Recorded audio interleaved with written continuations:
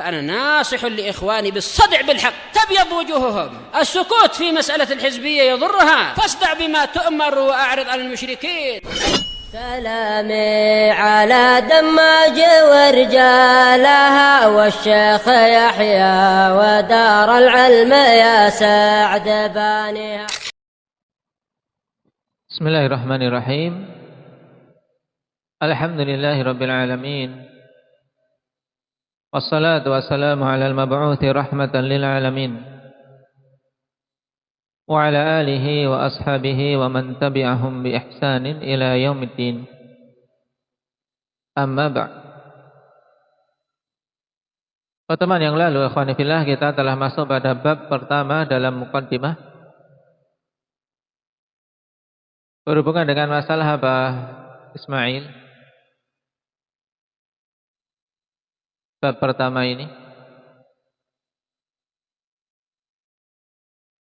wajibnya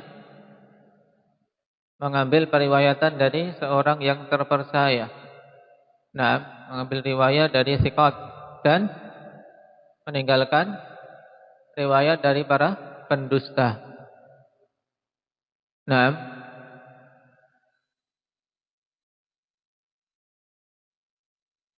setelah kita lewati kemarin, pada beberapa kalimat yang ringkas dari Imam Muslim, ikhwan, beliau mengisyaratkan bahwasanya suatu hadis bisa dikatakan sahih apabila terpenuhi dua syarat pokok. Apa itu? Indah kasah, kesikahan perawi-perawinya. Yang kedua,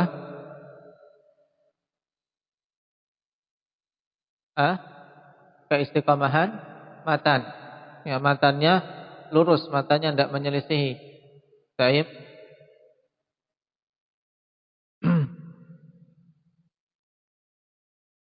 Kemudian boleh isyaratkan juga bahwasanya orang-orang yang ditolak riwayatnya, nah, dalam perkataan beliau ini ada berapa macam yang tidak boleh untuk apa mengambil riwayat darinya. Indah Iqbal, dua, yaitu orang yang tertuduh dengan kedustaan. Yang kedua, ahlul bidah yang membangkang, al-mu'anid minal mubtadi'in, minal mubtadi'ah. Baik. Mu'anid yang dimaksud di sini apa maksudnya? Yang dimaksud dengan mu'anid di sini, masih Iqbal?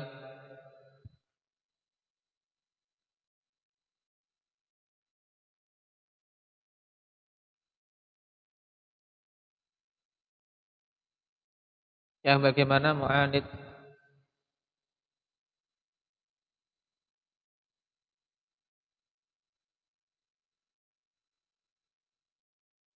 Nah, yang terang-terangan di atas kebid'ahannya dan menyeru manusia untuk melakukan kebid'ahan, atau dengan istilah lain da'i kepada bid'ah. Nah, di sini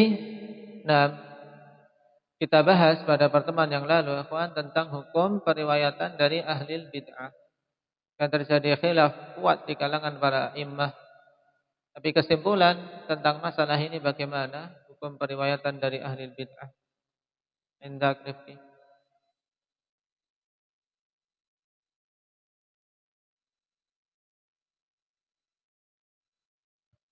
Boleh mengambilnya selama dia bukan dai kepada kebid'ahan. Kalau dia dai maka tidak boleh. Ada yang kurang apa? Hendak hari.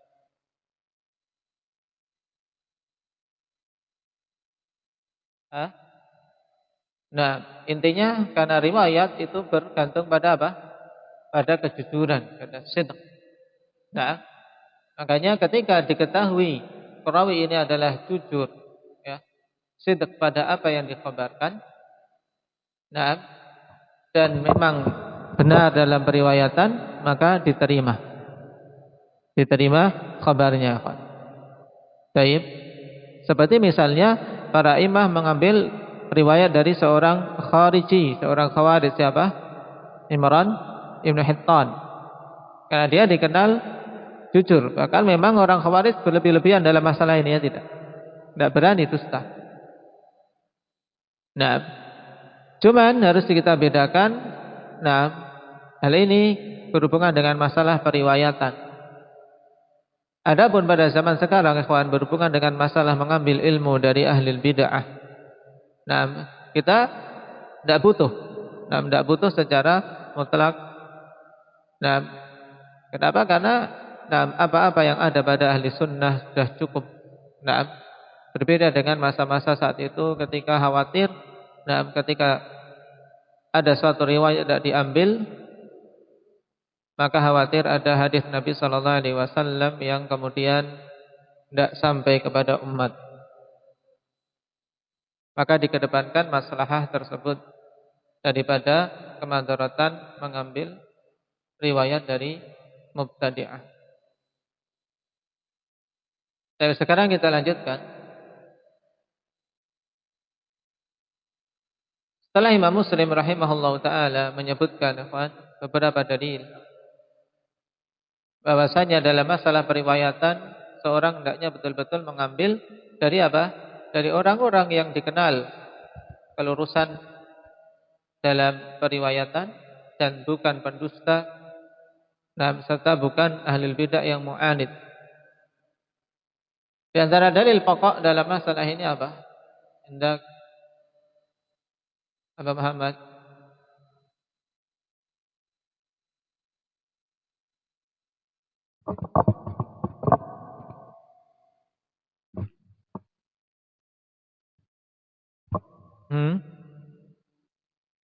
Pada surat Al-Hujurat, apa itu? Indah Mer.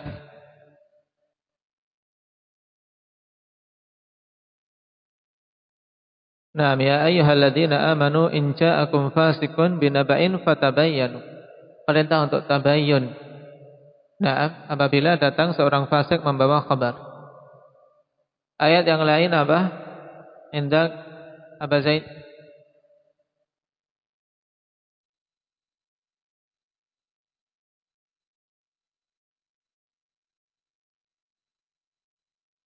Apa? Berhubungan dengan harus selektif mengambil kabar. Disebutkan oleh Imam Muslim 3 ayat.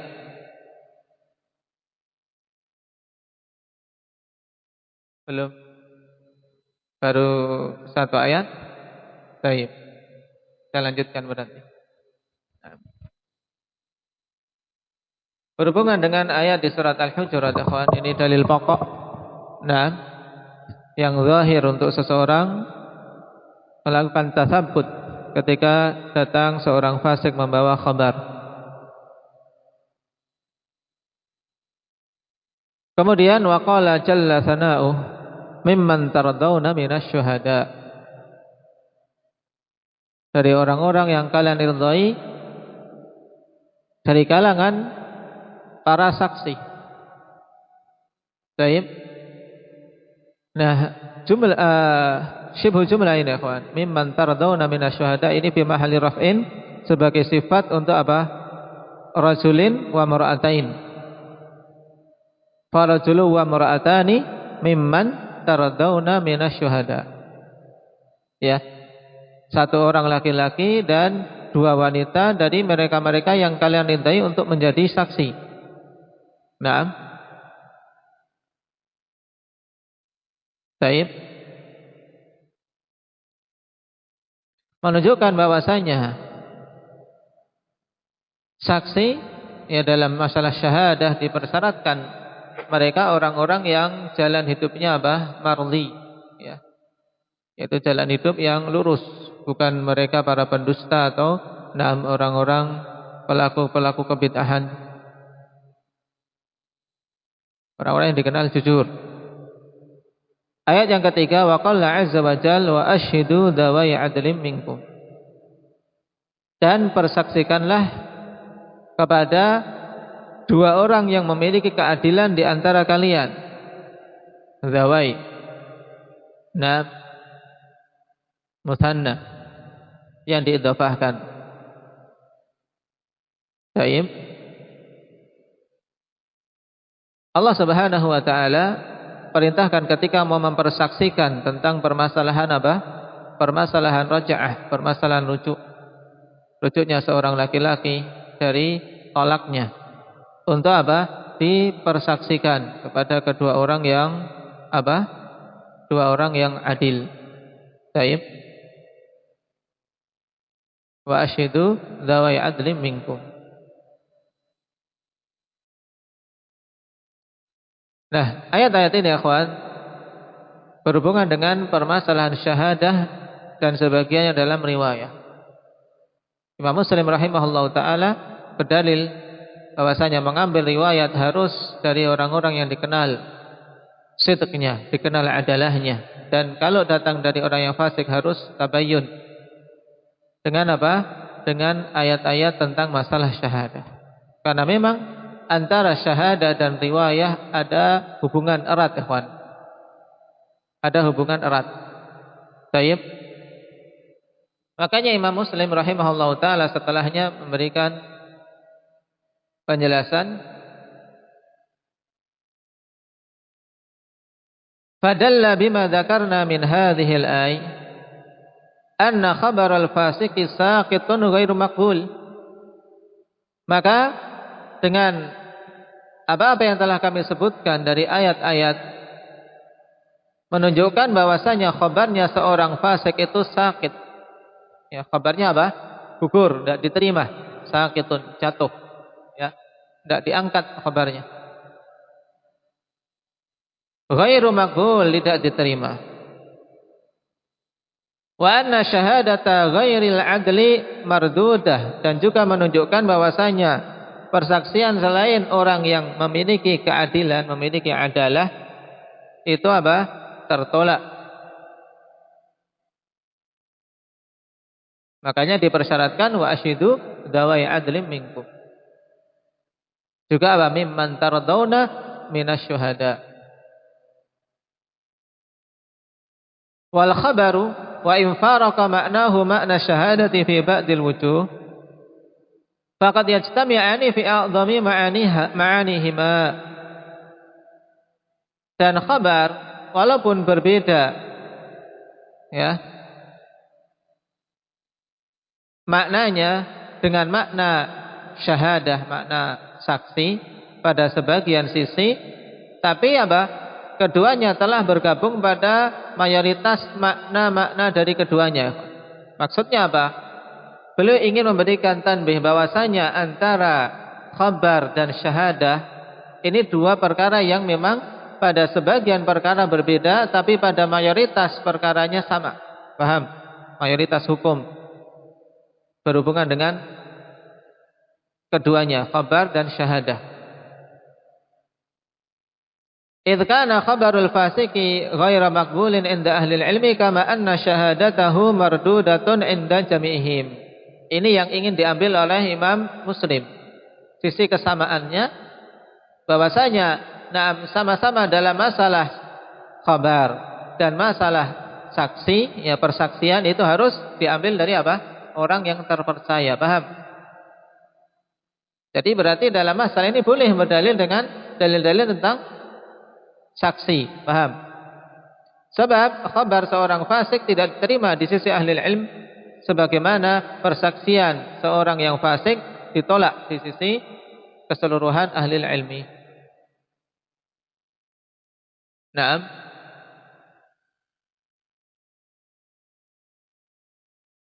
Wa dallati sunnatu ala nafyi riwayatil munkari minal akhbar. Kanahwi dalalatil Qur'ani ala nafyi khabaril fasiqi.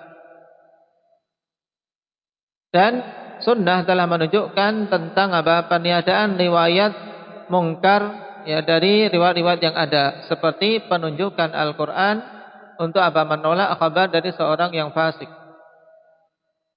Wa huwa al-atharul masyhur an Rasulillah sallallahu alaihi wasallam, dan itu adalah athar yang masyhur dari Rasul sallallahu alaihi wasallam.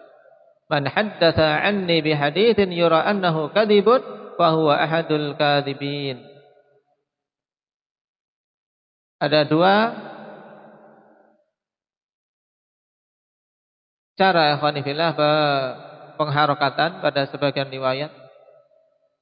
Nah, di sini khabar yang dimaksudkan adalah siapa saja yang menyampaikan suatu hadis dariku dengan hadis yang terlihat itu adalah dusta, maka sungguh dia adalah ahadul kadzibin, salah seorang dari para pendusta. Pada sebagian naskah bahwa ahadul kadzibain.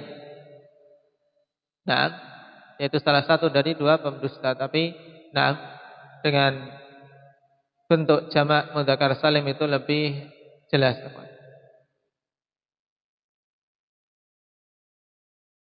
Nah, di sini akhwan Imam Muslim menegaskan bahwasanya masalah persaksian dan masalah periwayatan itu ada sisi kesamaan, yaitu dari sisi apa? Pengambilannya. Diambil dari siapa? Nah, sebagai faedah akhwan disebutkan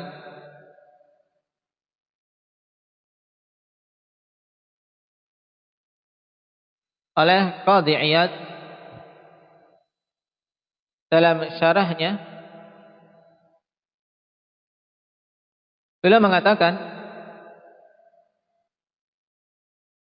setelah menyebutkan perkataan Imam Muslim wal khabar fa in faraqa ma'nahu makna syahada ila akhirih, beliau katakan ma ahsana qaula Muslim hadza, betapa bagusnya perkataan Muslim ini, wa abyanahu fid dalalati ala kathrati ilmihi wa quwwati fiqhi, dan betapa jelasnya untuk menunjukkan tentang banyaknya ilmu Imam Muslim dan kuatnya fikih beliau, dengan kalimat yang ringkas yang beliau bawakan. Qadhi Iyad mengatakan fa'lam anna syahadata wal khabara yajtami'ani 'indana fi khamsati ahwal wa yaftariqani fi khamsati ahwal. Nah, ini yang faedah yang ingin ditambahkan. Ketahuilah bahwasanya persaksian dan khabar itu bergabung di sisi kami pada 5 kondisi dan berbeda pada 5 kondisi. Yang diingat-ingat, akhwan. Sekarang fal khamsatul jami'ah laha. Sekarang apa? 5 kondisi yang di situ sama antara khabar dan syahadah. Khabar itu hubungannya dengan riwayat, syahadah itu maksudnya dalam masalah persaksian. Paham? Jadi saksi. Nah, itu kedua-duanya memiliki hukum yang sama pada 5 hal, akhwan. Nah, kata Qadhi Iyad fal khamsatul jami'atu laha al-aqlu. Pertama apa? Sama-sama dipersyaratkan berakal. Khabar harus dari orang berakal. Saksi juga dari orang berakal. Tidak boleh orang gemblung, orang gila untuk jadikan saksi. Nah, wal bulu, ya, baligh. Wal Islam. Yang ketiga harus Islam. Yang keempat wal adalah. Orangnya memiliki keadilan. Dan yang dimaksud dengan adalah di sini qanifillah yaitu man ghalaba alaihi ta'ah, yaitu siapa saja yang ketaatan mendominasi, maka itulah seorang dikatakan apa? Memiliki adalah. Ketaatan pada orang tersebut mendominasi. Bukan berarti kemudian seorang tidak boleh terjatuh dalam dosa sama sekali baru dikatakan memiliki adalah. Siapa yang bisa? Tapi ketika seorang yang dominan adalah ketaatan, maka itulah orang yang memiliki adalah. Kemudian yang kelima, wal dhabtul khabari aw syahadah hina sama' wal ada. Yaitu betul-betul menguasai khabar tersebut atau persaksian tersebut ketika mendengar dan ketika menyampaikan. Jadi mau jadi saksi ya harus dhabt, yang dipersaksikan itu jelas. Karena terkadang seorang jujur tapi ketika mau bersaksi tidak ingat, lupa atau masih ragu-ragu. Nah, ini tidak betul. Ya, yang keempat sama-sama harus memiliki dhabt. Yang dhabtul khabar aw syahadah hina sama' wal. Ketika mendengarnya pertama kali, ya, dan ketika mau menyampaikannya. Ketika menyampaikannya madbut, ya, juga dia betul-betul menguasai apa yang mau diriwayatkan atau apa yang mau dipersaksikan. Baik. Kapan saja ikhwan hilang salah satu dari 5 hal ini, maka maka khabar seseorang tidak diterima, demikian pula persyahadatan seorang tidak diterima. Ini 5 hal yang khabar dan syahadah memiliki hukum sama padanya. Kemudian wa ammal khamsatul lati yaftariqani fiha, adapun 5 hal yang khabar dan syahadah berbeda padanya. Yang pertama fal hurriyah. Yang pertama adalah dari sisi hurriyah. Nah, kemerdekaan. Ya, kemerdekaan, orang merdeka. Baik, karena apa? Antara khabar dan syahadah berbeda di sini hukumnya. Kalau persaksian, ya, menjadi saksi dipersyaratkan merdeka atau enggak? Untuk syahadah.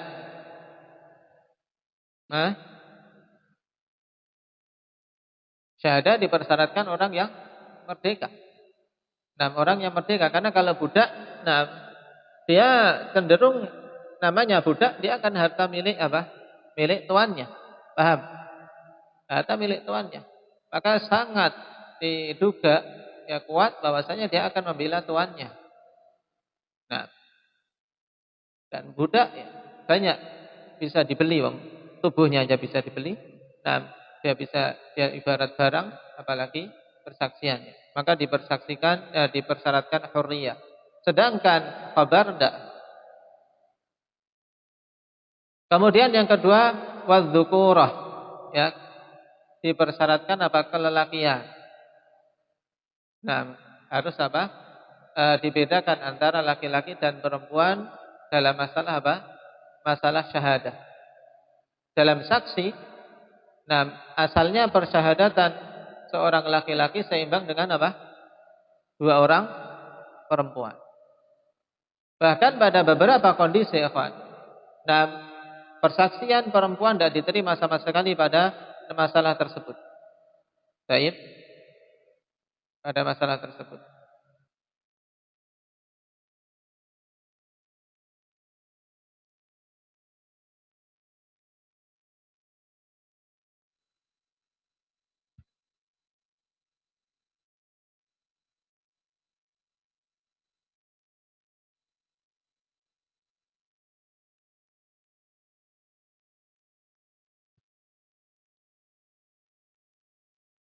Kemudian yang keberapa? Wal adad. Yang ketiga al-adad, yang menjadi perbedaan. Kalau khabar tidak dipersyaratkan jumlah minimal 2. Tidak. Satu orang menyampaikan khabar diterima kalau memang khabarnya benar. Paham? Dia memang menguasai apa yang dikhabarkan dan dia orang yang jujur, maka diterima khabar wahid.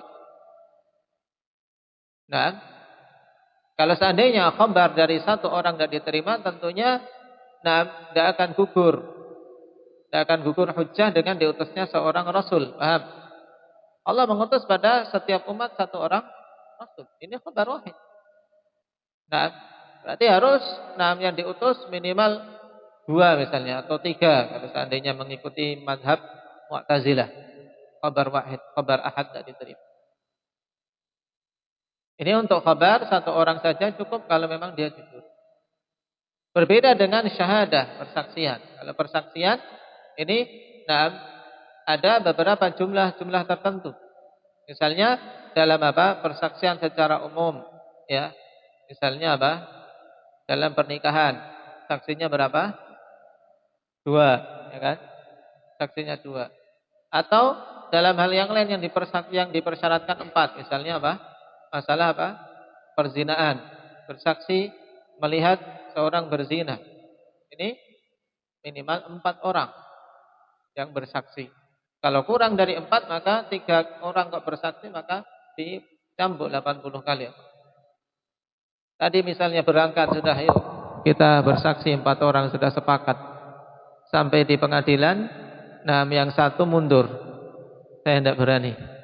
Nah, yang 3 ini sudah terlanjur bersaksi, yang 3 dia dicambuk 80 kali. Kemudian mura'atul ahliyah wal adawah.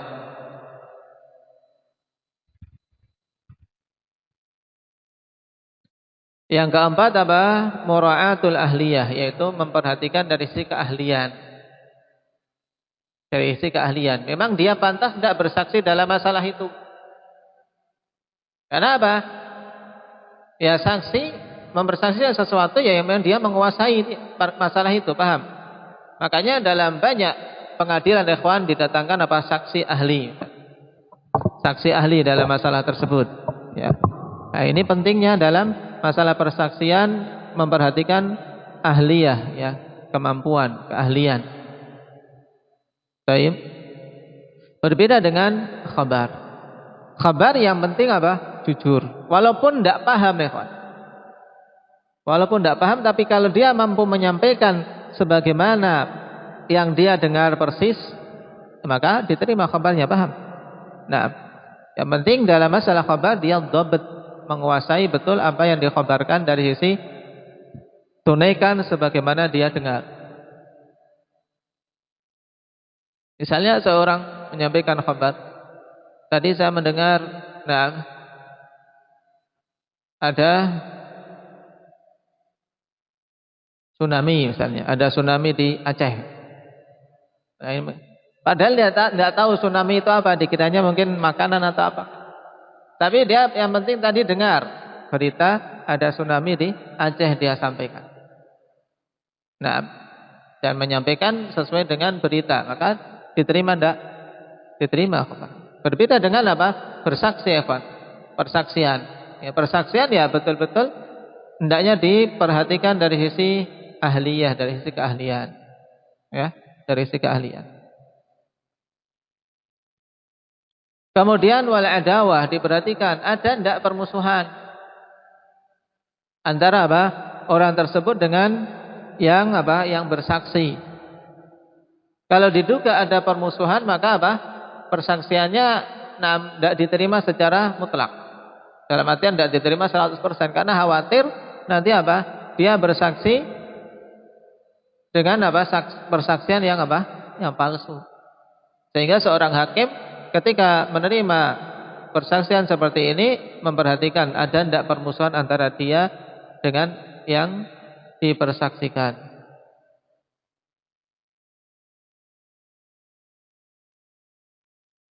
Kemudian ditambahkan, ikhwan, dari perbedaan tersebut.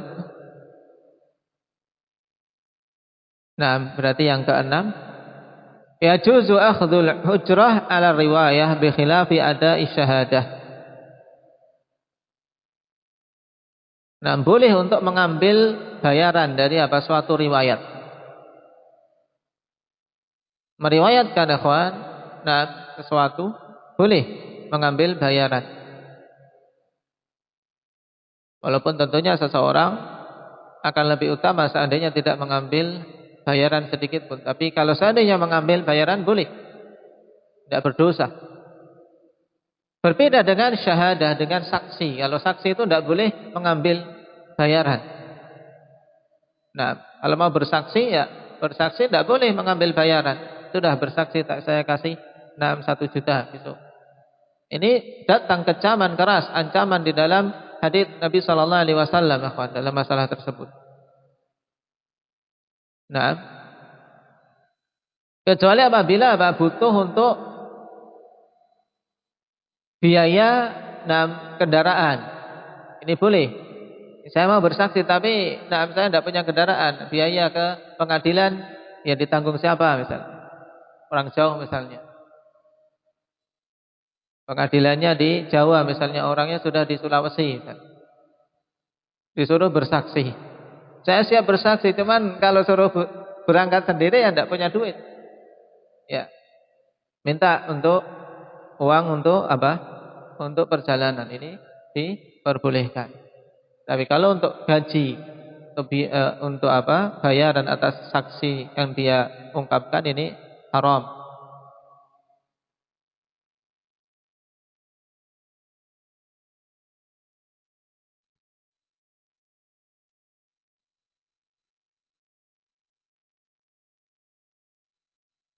Kemudian yang juga perlu diketahui, bagus ini perbedaannya, yaitu idza rawa syai'an tsumma raja'a anhu saqata wa la yu'malu bi khilafi ruju' 'ani syahadati ba'dal hukmi.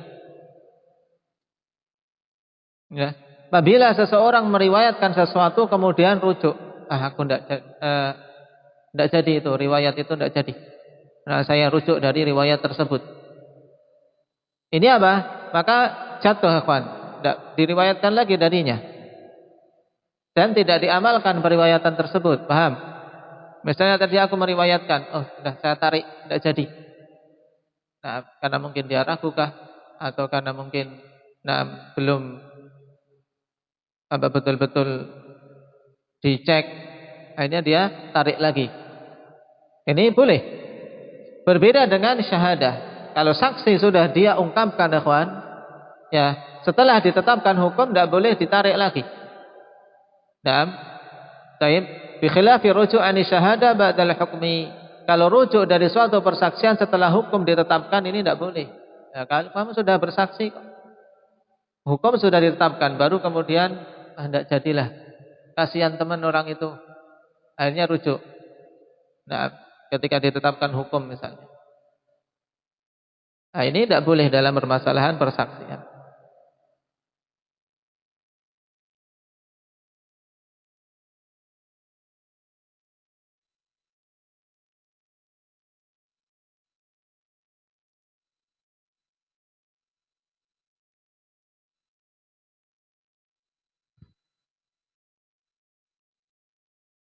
Ini beberapa tambahan berhubungan dengan perbedaan antara riwayat dan persaksian.